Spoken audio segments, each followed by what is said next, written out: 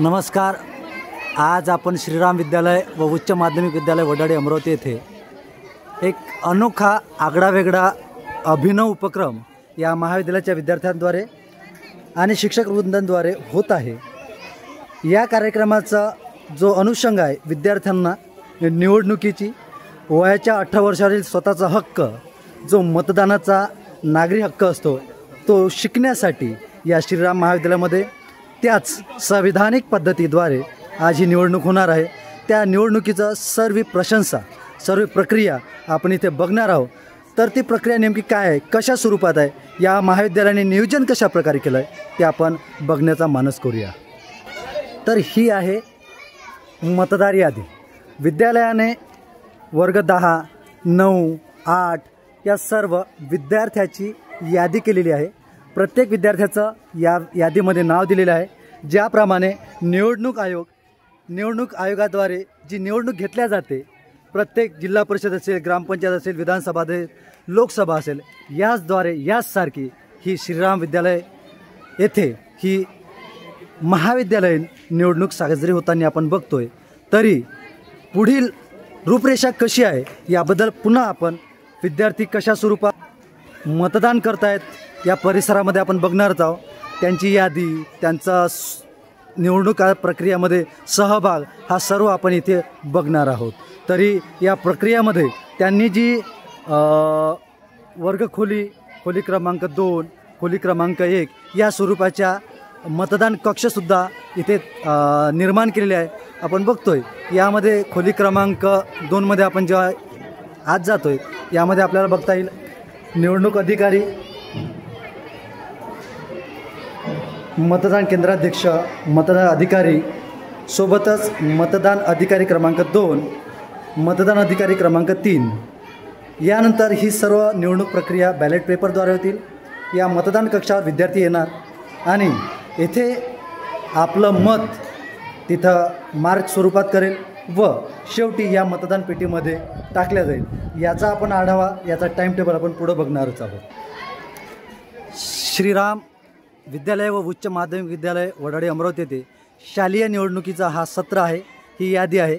मतदार यादी बनवणे, नामांकन फॉर्म भरणे, अर्ज मागे घेणे, प्रचार प्रसार, आचारसंहिता, निवडणूक तयारी, निवडणूक, मतमोजणी, मंत्रिमंडळ खातेवाटप या सर्वांची रूपरेषा आपल्याला पाहायला भेटत आहे. आणि या तंतोतंत निवडणूक आयोगाद्वारे ज्याप्रमाणे निवडणूक घेतलेले त्याचप्रमाणे या महाविद्यालयात ही निवडणूक होत आहे.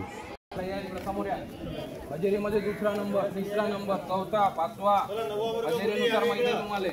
9वा वर्ग मुली इकडे या. हजेरीनुसार तिथं उभं राहायचं 9व्या वर्गाच्या मुली. ही मतदार यादीनुसार लागलेली विद्यार्थींची लाईन आहे. आणि आता ही एक विद्यार्थी आपल्या आत जाणार आहे. खोली क्रमांक 1 आत पूर्ण व्यवस्था ही आऊट बाहेर ही सर्व प्रक्रिया आपल्याला या श्रीराम महाविद्यालयामध्ये पाहायला मिळत आहे. सोबतच या खोली क्रमांक 1मध्ये सुद्धा मतदान केंद्राध्यक्ष, सोबतच मतदान अधिकारी क्रमांक 2, टेबल नंबर 3 मतदान अधिकारी, ही सर्व प्रक्रिया या विद्यार्थ्यांची व्यवस्थितपणे पार पाडणारच आहेत. शेवटी मतदान कक्षामध्ये आपलं मत विद्यार्थी करणार आहे. त्यांना जे हवं आहे अपेक्षित असलेलं आणि आपलं गुप्त मतदान पेटीमध्ये टाकणार आहे. हे पहिलं मतदान आपण बघतोय विद्यार्थिनीच्या रूपामध्ये. हे सर्व गुप्त मतदान आहे. लोकशाहीच्या आढाव्यानुसार संवैधानिक पद्धतीनेच ही निवडणूक होत आहे.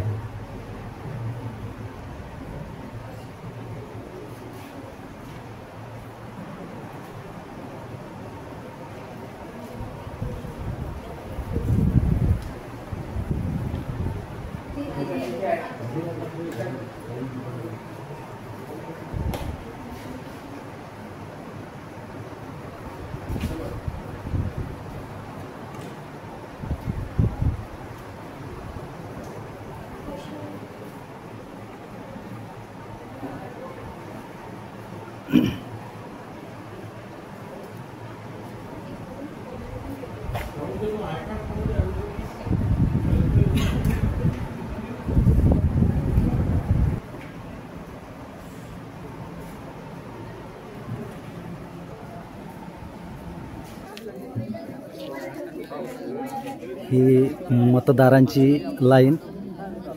या रांगेमध्ये सर्व मतदार आपला हक्क, आपला अधिकार या मतदान पेटीमध्ये टाकणार आहेत. आणि ही शिकवण या शाळेमध्ये खरोखर उल्लेखनीय आहे.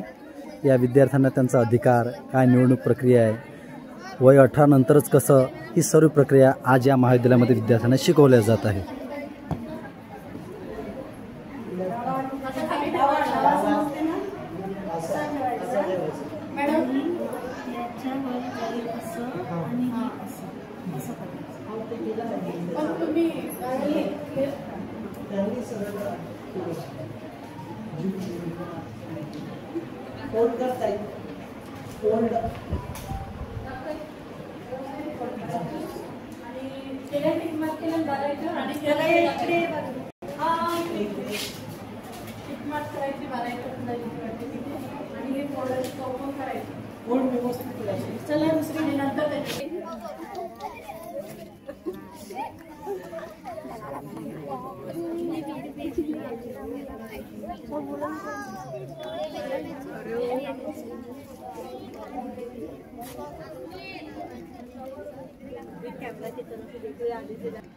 श्रीराम महाविद्यालयाचे प्राचार्य आज हा जो निवडणूक प्रक्रिया या महाविद्यालयामध्ये घेत आहेत, या संदर्भात आम्हाला या सर्व प्रेक्षकांना या माहितीची, या निवडणूक प्रक्रियेची संपूर्ण आम्हाला थोडक्यात माहिती आपल्याकडून या महाविद्यालयाची प्रक्रियेबद्दल माहिती हवी आहे.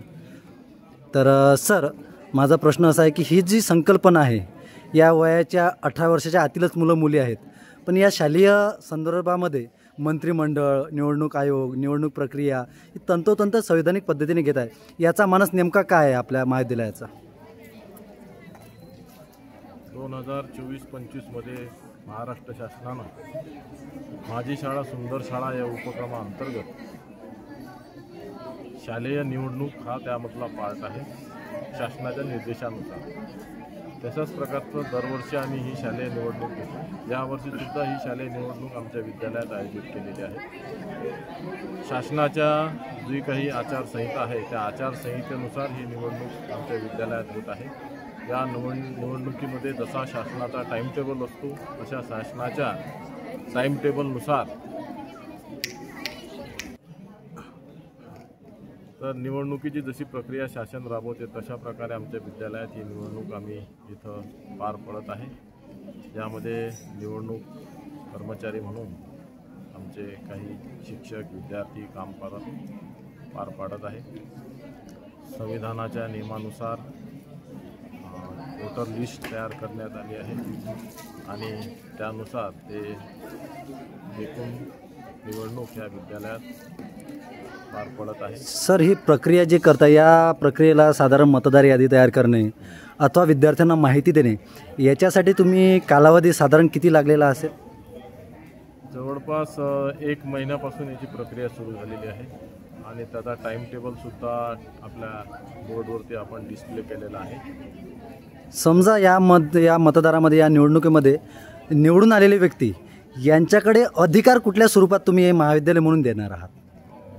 यामध्ये जे विद्यार्थी निवडून येणार त्यातले निवडून आलेले विद्यार्थी याचं एक शालेय मंत्रिमंडळ तयार होईल आणि जसं शासनामार्फत खाते वाटप होते तशा प्रकारचा खाते वाटप मुख्यमंत्री, वेगवेगळ्या प्रकारचे विभाग यांना विभाजित करून दिल्या जाईल आणि त्याची शाळेमध्ये तंतोतंत ते पालन करणार आहेत. जसं शालेय क्रीडा मंत्री जे होईल ते या शालेय क्रीडेच्या संदर्भात जे विद्यार्थी वेगवेगळ्या गेम्समध्ये पार्टिसिपेट आहेत आणि त्या पार्टिसिपेशनमध्ये काही गुणवत्ता कशी प्राप्त होईल, चांगले खेळाडू जिल्हा स्तरावर, राज्यस्तरावर कसे पाठवण्यात येईल यामार्फत ही प्रक्रिया पार पाडण्यात येईल. दुसरं, जसं आरोग्यमंत्री आहे, हे शालेय आरोग्याचं भाग हे विद्यार्थी ते पाहतील.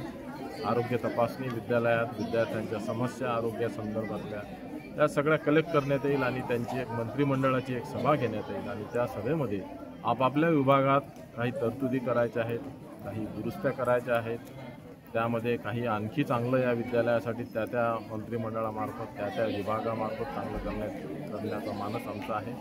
आणि विद्यार्थ्यांना हे संपूर्ण इथं स्वातंत्र्य दिलं जाईल. सर, ऐकण्यामध्ये हे आहे की मंत्रिमंडळाची शपथसुद्धा 15 ऑगस्टला घेण्यात येत आहे. याच्या मागचा खरं स्वरूप, ते माहिती कशा स्वरूपात तुम्ही बघता?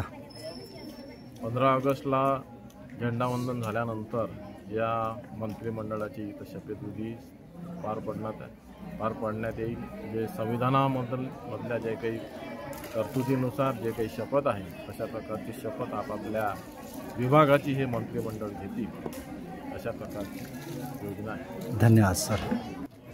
सर, आपल्या महाविद्यालयामध्ये ज्याप्रमाणे ही निवडणूक विद्यार्थ्यांची होत आहे, पण तुमचे जी कार्यकारिणी आहे, जे विद्यार्थ्यांना सिम्बॉलिटिक आहेत, त्यांना सिम्बॉल दिले आहेत, याची छाननी कशा स्वरूपात केलेली आहेत आपण? आपल्या श्रीराम विद्यालय वडाडी अमरावती येथे हरवर्षीप्रमाणे जशी शासनाची निवडणूक पार पाडते तशीच आपण शाळेची सुद्धा निवडणूक पार पाडतो आणि त्यामध्ये पूर्णपणे विद्यार्थ्यांचा सहभाग असतो. त्या सहभागामध्ये आपण सर्वात अगोदर काही शाळेतील गुणवंत असे विद्यार्थी उभे करतो. त्यामध्ये त्यांच्याकडनं आपण निवडणूक अर्ज भरवून घेतो आणि त्यामधले काही जे विद्यार्थी असतात यांमध्ये काही विद्यार्थी आपले निवडणूक अर्ज वापससुद्धा घेतात. त्यानंतर ज्या विद्यार्थ्यांचे अर्ज आमच्याकडे आलेले आहेत त्या विद्यार्थ्यांना आपण एक गोद चिन्ह देऊन त्यांना निवडणुकीमध्ये स्थान देतो. या निवडणूक प्रक्रियेचे मुख्य अधिकारी म्हणून कोण आहेत? आपले प्राचार्य म्हणून आहेत की शिक्षक वृंद आहेत? कशा स्वरूपात आपण निवड केलेली आहे?